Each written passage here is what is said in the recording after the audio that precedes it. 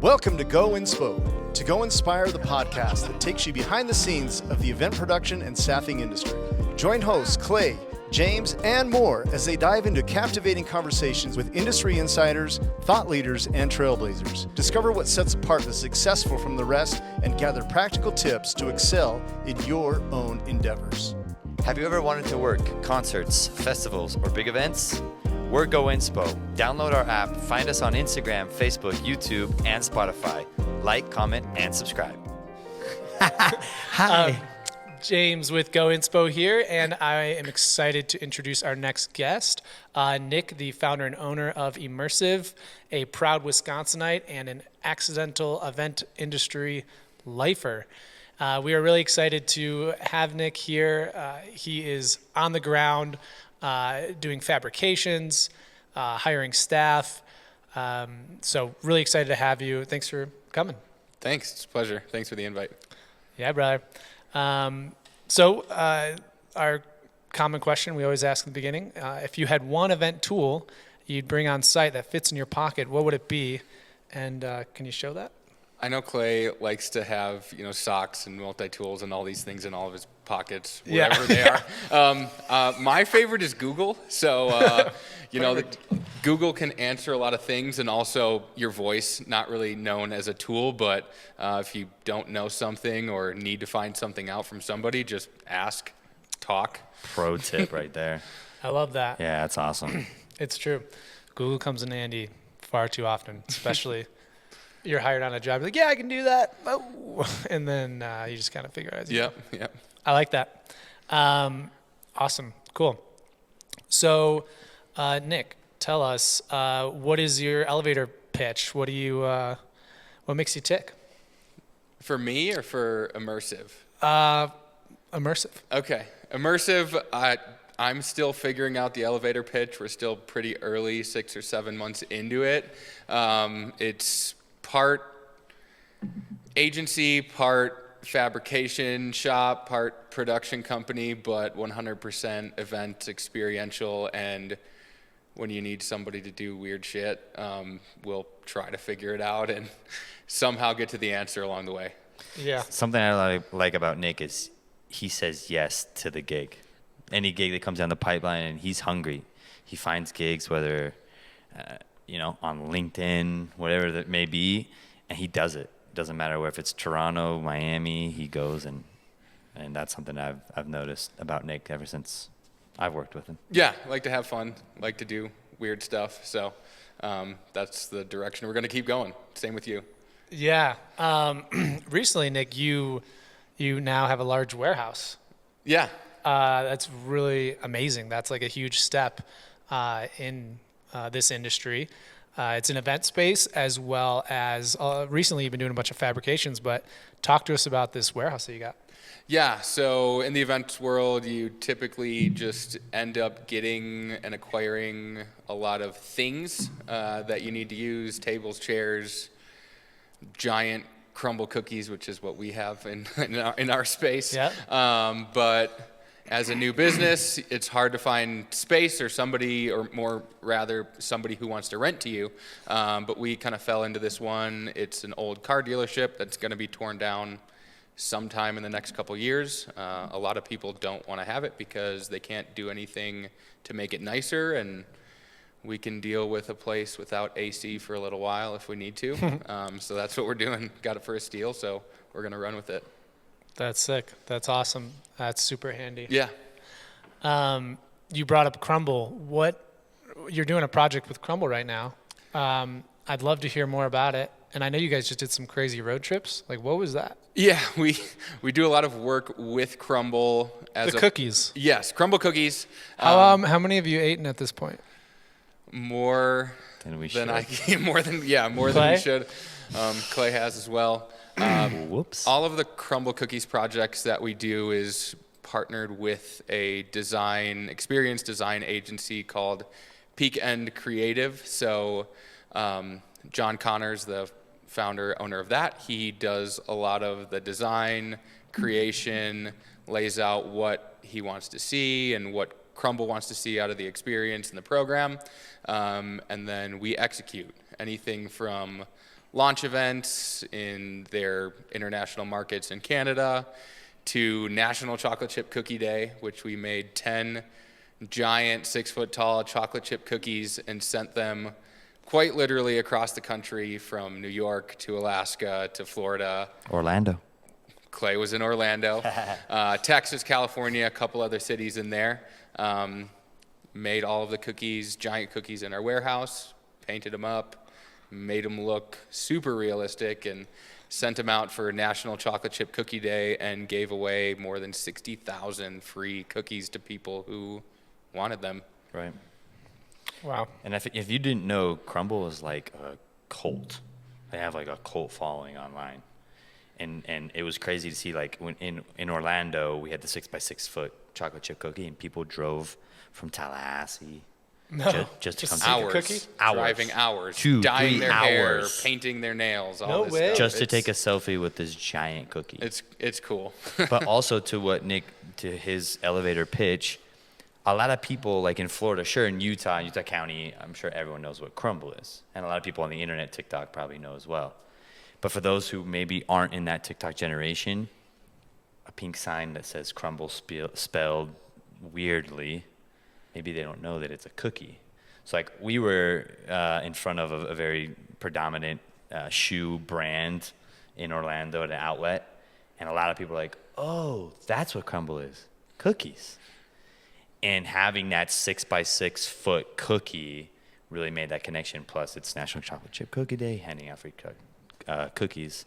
So Nick being able to come to a brand and say, this is what we can do, and get that kind of exposure, I don't think anyone's done anything like that for Chocolate Chip Cookie Day ever. Yeah, it was great. Being in so many markets at once is something that us in the event industry don't get to do very often. It's usually one really big thing in one place, Right. but spreading it out across the country is really cool. Yeah, I loved watching your story and you guys building those cookies. I got quite hungry every time.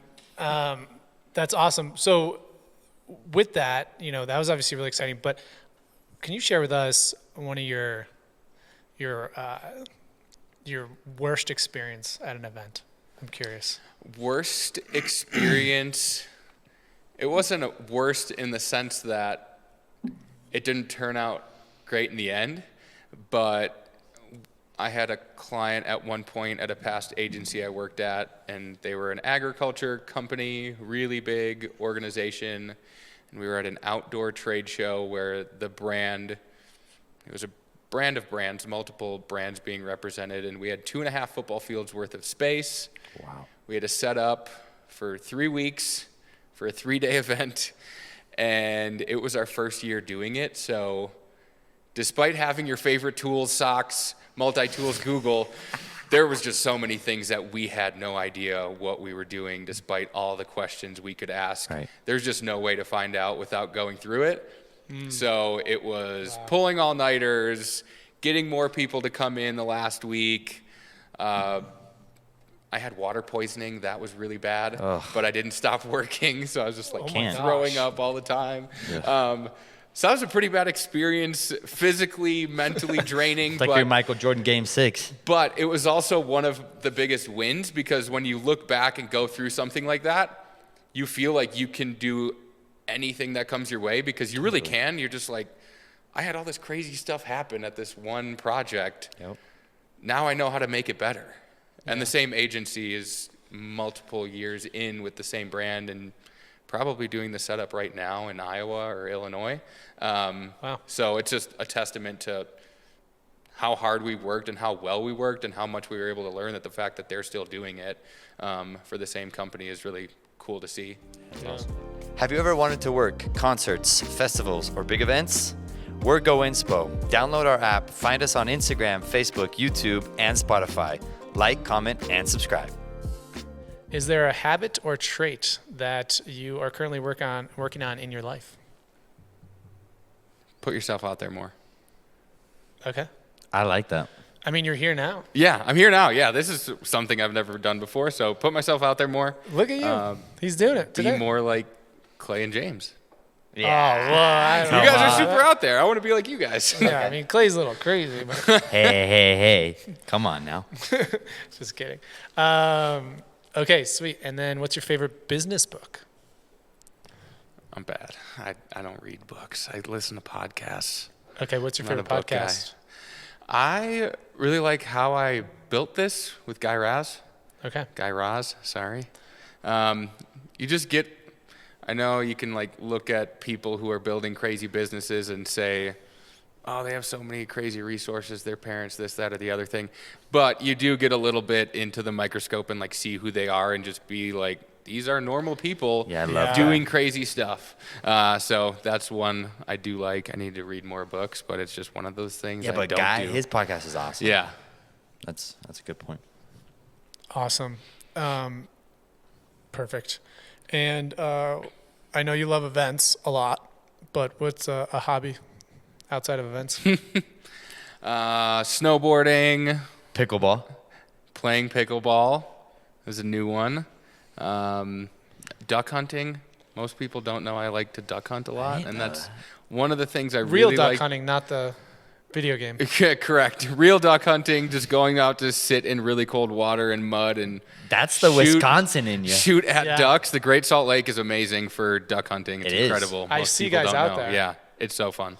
Well, you just told everyone. Yeah. But no, it's But okay. I don't fly fish around here. Like people love fly fishing. Not my thing. Yeah, you just sit in the cold and hang out in the Great Yeah. Salt Lake. Yeah. No, for sure. I love the Great Salt Lake as well. I think the Great Salt Lake is a hidden gem. Trying to get on your boat. Yeah, we're going. Yeah, totally. When you get on the boat. The boat's on the hard now, which what that means is that it's not in the water. Okay, fine. We'll Yeah. figure it out. We'll talk about it. The next question, what sets apart successful people and unsuccessful people? Resourcefulness, I think, is one of the really big ones. When I've been in interviews and people ask you what sets you apart then from somebody else, Yeah. resourcefulness, Google, but also just being really resourceful and getting it done. Like there's so many things certain types of people are like, need to ask all these questions before doing something. Just go do it and be resourceful. Get it done the right way. There's a million ways to skin a cat or get something done. Yeah. So just being resourceful, That's such a good finding answer. the answer, and not adding extra stress to the person in charge, your client, your boss, your significant other, your parents, your kids, anything. Just being resourceful to get something done and not add something to somebody else's plate. Yeah. No, I love that. I think that's huge, especially, overall in life, but especially the event world with, you have a client that wants you to do a certain task or something. You don't have to sit there and ask a bunch of questions. Open up the yellow book, if you even know what a yellow book is. Yep. These days it's Google. Yeah. And call around if you have to, or deep dive into your phone, whatever that project may be. Is it AV? Is it a lighting? It's just more or less between client or whomever. Just say, yeah, I'm gonna get it done, and then you figure out how to get it done, and then they're Exactly. just stoked. Anyways, let's go to our last question. And where can people find you? I guess my most active channel is my LinkedIn. It's just kind of LinkedIn king, by the way. I'm not one of those, but it's kind of the snapshot of my life and career. I don't really post on anything else. I go on Twitter for my humor. Instagram, I just kind of follow it for sports and whatever else and memes. But my LinkedIn, you can find me there. I am connected with a lot of people and post a lot there. Yeah, he's got some awesome content. If you want to see the 6-foot cookies, he's got them all over LinkedIn.